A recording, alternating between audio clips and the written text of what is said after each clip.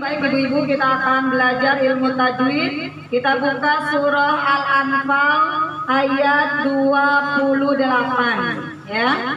Ayat 27 sampai ayat 28. Kita akan baca dulu ayatnya. Ibu-ibu silakan nanti mengikuti. Nanti kita akan lanjut dengan kajian tajwidnya. A'udzu billahi minasy syaithanir rajim. A'udzu billahi minasy syaithanir rajim. Bismillahirrahmanirrahim.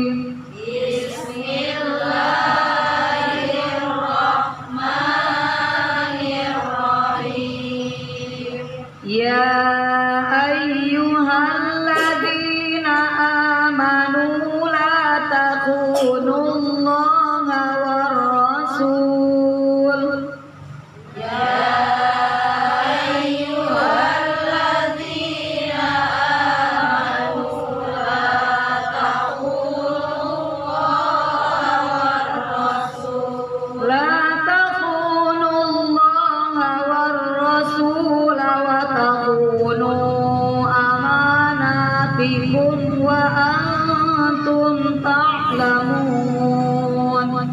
La takhunu-Allaha war rasul wa takhunu amanatikum wa antum ta'lamun.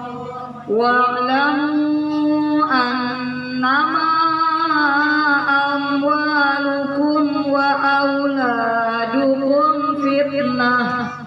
Wa'lamu annama amwalukum wa auladukum fitnah. Wa anna Allaha indahu ajrun azim.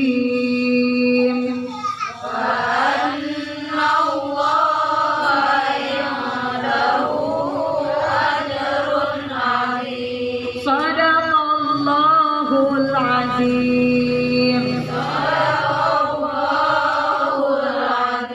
Dilihat, kita akan bacakan tajwidnya. Bismillahirrahmanirrahim. Ya mad jaiz munfasil. Sebabnya berkumpulnya huruf mad dan alif dalam dua kalimat. Ya, ada huruf mad apa di situ? Alif ya. Alifnya berada di patah ya, patah beri pengganti dari alif. Setelah alif ada huruf apa lagi? Alif lagi. A. Ya, A. Berkumpul tidak? Berapa kalimat? Dua. Kalimat pertama. Ya. Kalimat kedua. Ayu. Nah itu ya, dua kalimat. Jadi panjangnya 5 harf. Ya ay-nya musad, dada ghair gunnah. Berapa hurufnya? 26 kecuali mim dan ba. Mim dan nun, kecuali mim dan nun. Mim dan nun bertasyin namanya gunnah. Yuk. Hal alif lam samsia, sebabnya alif lam bertemu dengan huruf lam. Yang sama-sama huruf alif lam samsia ada berapa?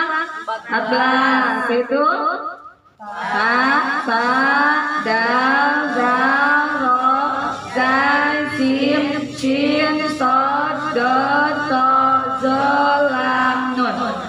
La, zi. Sebabnya ya mati berada setelah baris kosor. Nah, kata kosor pendek berapa harkat bacanya? 1. Mad bada. Sebabnya kata berdiri di atas huruf alif atau ketika diasalkan setelah alif pada huruf alif lagi. Mad bada ada berapa? 3. 1, 2, 3, jadi cuma ada 3 ya mad bada. Ama, nun, Sebabnya waw mati berada setelah baris doma. Lam sebabnya alif mati berada setelah baris ta. Hu nun takhim artinya tebal. Sebabnya lafaz Allah berada setelah baris doma. Jadi dibacanya tebal. Nullah atau BI ya, kata beri pengganti dari al, ha, wa, alif lam, sam, dia. Ada berapa hukuman alif lam? 2, 1, alif lam, komaria. 2, alif lam sam. Ada berapa huruf alif lam komaria? 14 digabung dalam lafaz ibri hajjaka wa khab. Pisahin ibgi. Alif ba gim hajaka hajim ka wakhab wau khab fa akimah ain khab ya mim ha. Jadi digabung ibri hajaka wakhab akimah. Kemudian kita lanjut. Ada berapa huruf alif lam samsiah? Ada 14 yang tadi yang disebutkan ya. Nah di sini hurufnya apa? Ro, waro, sos itu, su, la, wa, ta, su, mado, nu, majalis, mu. Sebabnya berkumpulnya huruf mad dan alif dalam 2 kalimat. Huruf madnya di sini adalah apa? Wow, alifnya di situ adalah huruf jaidah ya, penambah. Ada 2 ya alif itu ya. Habis tahu ada alif, kemudian ada alif lagi. Alif pertama tidak berbaris, alif kedua berbaris. Nah, alif yang pertama disebut alif zaidah, alif penambah. Kemudian a, ma, na, di, hum, hijab. Kenapa disebut hijab syafawi? Mimati bertemu dengan huruf waw. Ada berapa huruf hijab syafawi? 26 kecuali mim dan ba. Ada berapa hukuman mim mati? 3, 1 hijab syafawi, 2 hifaz syafawi, 3 idgham mutamas. Yuk sebutin berapa huruf hijab syafawi tadi? 26 kecuali mim dan ba. Berapa huruf hifaz syafawi? 1 itu ba. Berapa huruf idgham mutamatsilain? 1 yaitu mim. Wa ifa apa ifa? Sama. Berapa huruf ifa? 15. Ayo bareng. Ta, sa, jim, dal, dal, zai, sin, so, dot, to, zo, fa, ka. Wa antum masih jar. Dimati ketemu ta, kosor, la, kosor, mun, mad alif. Sebabnya setelah huruf mad ada huruf yang baru disukunkan karena wakof. Mana huruf madnya di sini? Wow. Mana huruf yang baru disukunkan? Nun. Asalnya barisnya patah, kemudian jadi sukun. Kenapa disukunkan? Karena ada wakof atau berhenti. Ya, cukup. Shadaqallahul azim. Kita tadinya kita baca per ayat. Apa per kalimatnya? Bismillahirrahmanirrahim. Bismillahirrahmanirrahim. Ya ayyuhalladzina amanu. Ya ayyuhalladzina amanu. Wahai orang-orang yang beriman. Wahai orang-orang yang beriman. La takhunu. La takhunu. Janganlah kamu mengkhianati. Janganlah kamu mengkhianati Allah kepada Allah war rasulah dan rasul wa takunu dan janganlah kamu mengkhianati amanatikum pada amanat yang dipercayakan kepada kalian. Wa antum dan bermula kalian ta'lamuna itu mengetahui. Wa'lamu dan ketahuilah oleh kalian nama sesungguhnya amwalukum harta-harta kalian wa auladukum dan anak-anak kalian fitnatun itu menjadi cobaan. Wa annallaha dan sesungguhnya Allah indahu di sisi Allah ajrun azimun ada pahala yang besar. Sadaqallahul azim. Ibu-ibu, kita lihat ayat 27 dan 28 dalam firman Allah. Allah menyeru kepada orang-orang yang beriman. Wahai orang-orang yang beriman, janganlah sekali-kali kalian itu di dunia menjadi orang yang berkhianat. Berkhianat kepada Allah, berkhianat juga kepada Rasulullah. Karena kita hidup di dunia ini diberikan amanat sama Allah, dikasih kepercayaan di buminya Allah. Jangan sampai kepercayaan itu kita hianati.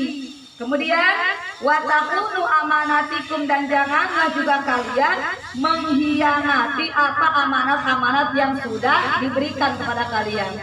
Wa antum ta'lamun, sedangkan kalian itu tahu bahwa itu amanat Allah. Emang apa sih yang diamanatin sama Allah sama kita? Banyak. Semua titipan Allah. Di antaranya apa? Harta titipan Allah, anak titipan Allah. Makanya di ayat yang ke-28, wa'lamu annama amwalukum wa auladukum fitnah. Sesungguhnya harta yang kalian miliki. Harta itu apa saja sih, Bu? Harta bisa berupa uang, ya, bisa berupa aset perusahaan, bisa juga apa, Bu? Perdagangan, rumah, pokoknya yang berupa harta, ya, dari segi ekonomi. Nah, itu semuanya adalah titipan dari Allah. Annama amwalukum wa auladukum, dan anak-anak kalian yang ada 2, 3, 4 bahkan mungkin lebih, itu semuanya fitnatun. Di dunia ini menjadi fitnah. Apa itu fitnah? Ujian. Makanya ada ayat Al-Quran menjelaskan jangan sampai kita dilalaikan dari sebab harta dan anak untuk ibadah kepada gara-gara harta, gara-gara sibuk kerja, gara-gara banyak urusan dunia, jadi kagak ibadah, jadi lalai. Gara-gara ngurus anak, alasannya repot sama anak. Udah anak pada gede, repot sama cucu. Bu, sampai mati repot itu kagak bakalan kelar ya, Bu ya. Iya, makanya kalau kita kagak luang-luang mah, kagak kita sempat-sempatin mah, kagak bakalan sempet. Kenapa? Karena emang itu jadi fitnah buat kalian, jadi ujian. Karena hidup di dunia itu ad-dunya darul bala, dunia itu tempat ujian. Dan semua yang kita miliki, yang kita pergunakan, bahkan tubuh kita saja, itu adalah titipan dari Allah. Mata amanat dari Allah, mulut, telinga, semua anggota tubuh ini titipan dari Allah. Dan besok atau lusa, ibu nanti di alam akhirat itu akan dipertanggungjawabkan di hadapan Allah.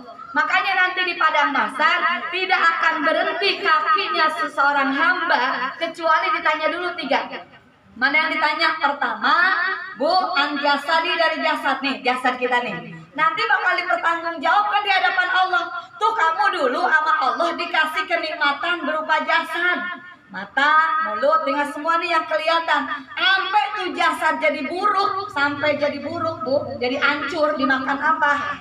Belatung. Kan belatung tuh keluarnya dari mana? dari tubuh kita sendiri, dimakan belatung, dimakan sampai hancur. Tuh dulu di dunia dipergunakan buat apa tuh badan kamu?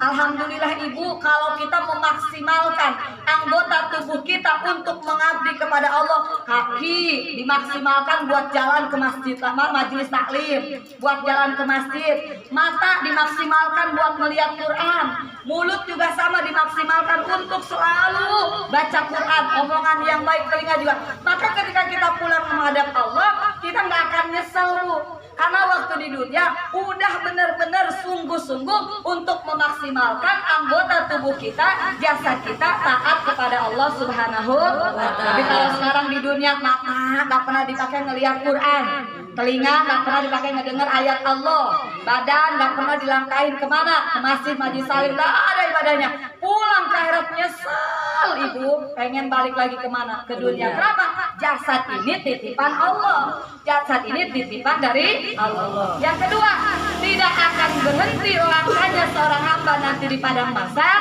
sampai dia ditanya dulu apanya? Ibu, an ilmihi, dari ilmunya. Jadi ilmu kita nanti dipertanggungjawabkan di hadapan Allah. Kan kita kesini mau ngapain? Mau ngaji. Ngaji nyari apa? Nyari ilmu. Ilmunya alhamdulillah dikit demi dikit dapat. Nanti ditanya tuh ilmu diamalin apa kagak? Tuh ilmu dipakai apa enggak? Makanya orang nanti yang punya ilmu kemudian ilmunya tidak diamalkan, bahkan dia menyembunyikan ilmunya sendiri, nanti dia disiksa di dalam neraka lebih pedih siksaannya daripada orang yang bodoh waktu di dunia. Nauzubillah min. Makanya mudah-mudahan ilmunya manfaat. Karena yang mengalir ke alam barzah atau alam kubur, satu sedekah, dua ilmu yang manfaat, ketiga waladun solih, anak yang soleh. Gimana syairnya Bu? Yang mengalir ke alam kubur, tiga dalam hadis Rasul, satu sedekah jariyah, halnya ikhlas karena Allah, kedua ilmu manfaat, hanya diambil manfaat, tiga punya anak yang soleh, yang mendoakan ibu bapaknya. Amin. Mudah-mudahan anak-anaknya biar pada soleh, solihah. Ingat bentar sama emaknya, ingat sama kita kalau kita udah di alam barzah, pada ngedoain. Amin ya Allah ya Rabbal. Jadi ilmu kita nanti ditanya. Baru yang ketiga, nggak akan berhenti langkah kita sebelum kita ditanya an amwalikum. Tuh, ditanya harta kita. Harta itu ditanyanya dua. Pertama, itu harta yang kamu dapat, yang kamu miliki, dari mana didapetinnya?